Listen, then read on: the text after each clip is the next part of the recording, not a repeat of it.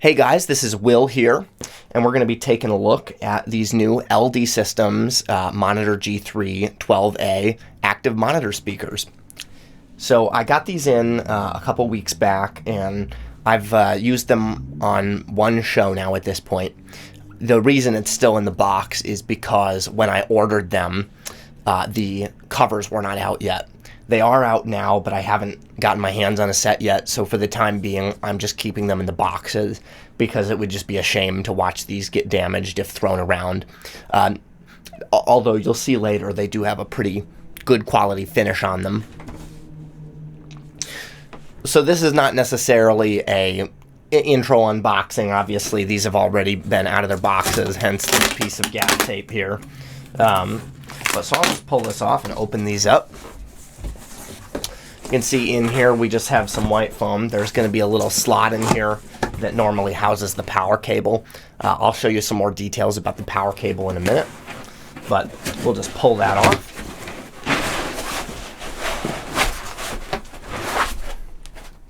Considering the sizes of these boxes, the speakers themselves are actually quite small. We're just going to reach in here and we'll pull it out.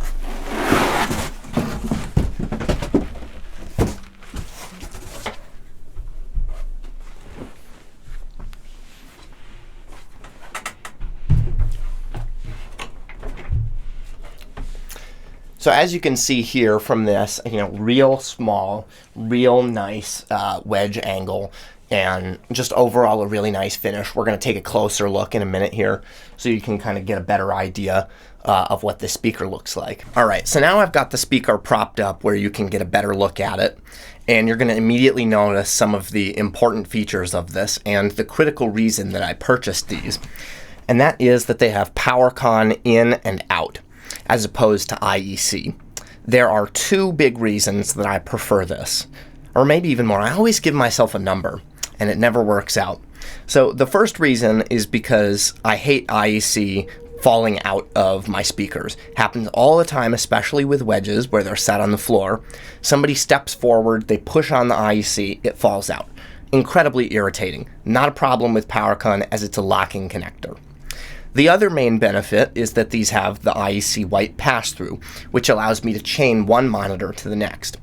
As you may have seen in my previous video, the vast majority of my power distribution is already based on PowerCon, so adding these to the line makes it even easier for me to distribute power among my stage.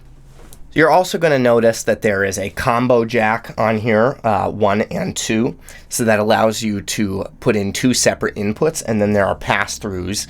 These are analog parallel pass-throughs for each of those. So theoretically, if you have the wrong gender of cable, you could actually use this as an input if you wanted to as well. And then you have a little screen here for your DSP control, which I'll show you in just a moment. Now, so this is the cable that the speaker comes with. You can see it is a PowerCon cable. It's about 10 feet, and it is a 14 gauge SJTW cable using, I think it's a C-tronic ZWI, so, a generic end, not Neutrik. So this isn't my favorite thing in the world. I think they actually went a step further than they had to with this. They didn't have to make it 10 feet long, and they certainly didn't have to make it 14 gauge.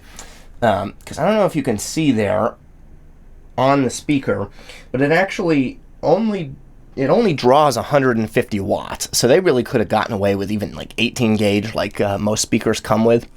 But it's nice that they included the heavier gauge cable because of the pass-through. They rate the pass-through for 14 amps, and if you really want to get that, you're going to have to be able to use this heavy gauge cable. And so it's really nice that they actually went the extra mile to include that. Personally, I won't be using these cables very often because I have my own cables, right? These are homemade. You can see this actually has real Neutrik ends. I have labels.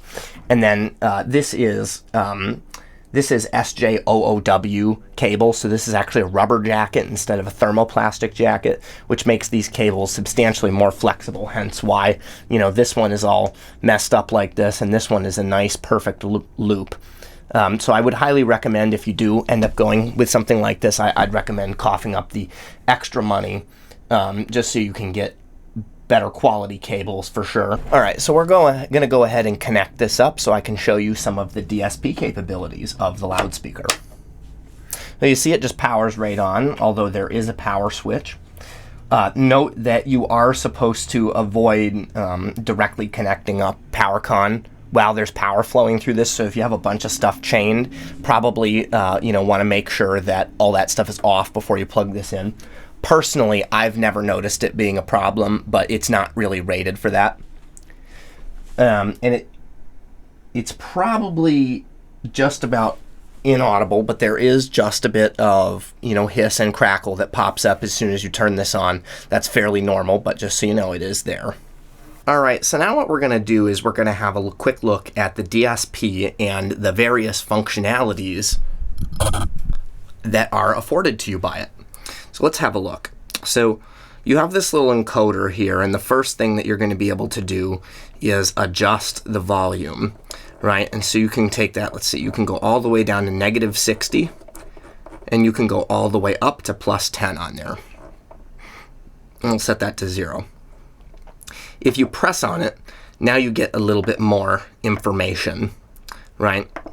So what we can do is in home, we're going to have our level here, right? So we have our level for our 2 inputs, and it's going to show us what preset we're on. So right now it says preset flat. So we're going to go ahead and press the key, and then we can press again for audio. Now it shows preset. We'll press again for preset, and we can select between full range, flat, monitor, and monitor high pass filter. Now, I'm not a huge fan of the way this works. The full range preset, basically, it just boosts the highs, it boosts the lows, so it uses the existing EQ instead of in addition like it does on some other loudspeakers. So I'm going to set it to flat. But we also can adjust our high EQ, plus or minus 10. We can do the same thing with our mid and our low. And then we have a notch, which allows us to pick a frequency anywhere between 500 hertz and 10 kilohertz.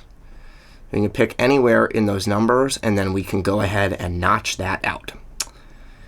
And then we also have delay that can go all the way from 0 to 10, let's see, 10 meters or 32 feet. I'm not sure what that is in milliseconds.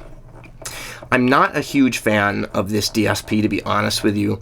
I wish it had a little bit more capabilities. The EQ is okay. Being able to only delay to about 30 feet is okay, but it's not great. This does actually have a pull socket on the other side. So if you wanted to, you could theoretically use this as a speaker on a stick. You could use it as a delay speaker, but just note that the delay functions are quite limited. Okay, and then there's just going to be a couple other features that we have in here. LCD brightness, factory reset, info, right? So there's not really a whole lot going on here. It does show a software version. I can't see any way that this could receive an update because it doesn't have any interface for that, so maybe there's some sort of function that would allow that at some point. So overall, I've been pretty impressed with the experience of the LD monitors, and so I wanted to validate some of that experience with some actionable data. So I went ahead and threw a measurement microphone on it. In this case, I'm using a Dayton Audio EMM6, I believe, on a stand about 3 or 4 feet away from it, kind of where you would expect it to be for a monitoring position. And I'm going to pull up the graph here of what that looks like. You can see that the phase response is definitely, a lot of polarity inversions in the lower frequency range, and that's pretty normal for a speaker at this price point.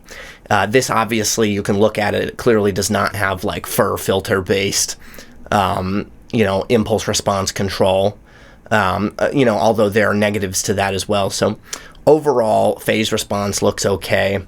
The frequency response is relatively linear. We're looking at something that sort of hits approximately the general target curve I would expect.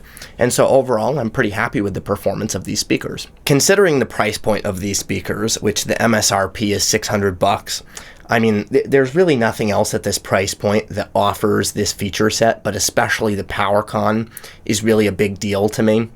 The closest thing to these would be maybe like the TurboSound TFX 112Ms, or I think that's what they're called. They do not have PowerCon, but they do have kind of a similar feature set.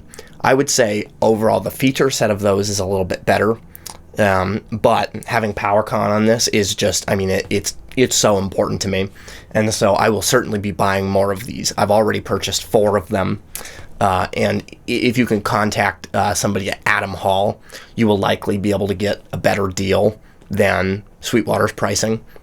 So I would highly recommend these to anyone, and if anyone has any additional questions about these, feel free to ask in the comment section below, and I'll try to answer them as quickly as I can.